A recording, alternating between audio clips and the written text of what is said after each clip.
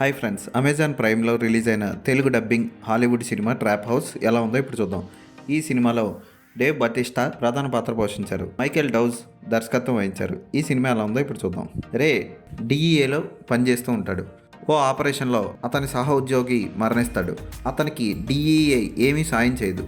DEA డిపార్ట్మెంట్లో పనిచేస్తున్న వ్యక్తులందరి పిల్లలు కలిసి చనిపోయిన రే సహోద్యోగి కుటుంబాన్ని ఆదుకోవడం కోసం దోపిడీలు మొదలు పెడతారు. ఆ దోపిడీలు చేస్తుంది వాళ్ళ పిల్లలే అని రే కనుక్కుంటాడు.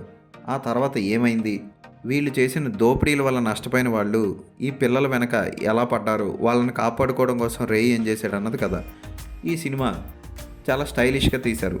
డబ్బులు కూడా చాలా ఎక్కువ పెట్టి తీశారు. కొన్ని చేస్ సీన్లు కానీ, నైట్లో జరిగే సన్నివేశాలు కానీ, ఇసుక తుఫాన్లో వచ్చే సన్నివేశాలు కానీ బాగుంటాయి. కానీ సినిమా అంత గొప్పగా ఎమోషనల్గా ఎక్కడా కనెక్ట్ అవ్వదు. విలన్స్ వేసే ట్రాప్లు కూడా అంత గొప్పగా ఉండవు. పర్వాలేదు అనిపించే ఈ సినిమాని ఫ్యామిలీతో కలిసి ఒకసారి చూడొచ్చు. అసభ్యకర సన్నివేశాలు లేవు. వావ్ అనిపించే యాక్షన్ లేదు. అద్భుతం అనిపించే కథా కథనాలు లేవు. పర్వాలేదు, టైంపాస్కి ఒకసారి ఈ సినిమాని చూడొచ్చు. రే పాత్రలో డేవ్ బతిస్టా చాలా బాగా చేశాడు. కానీ అదేం అంత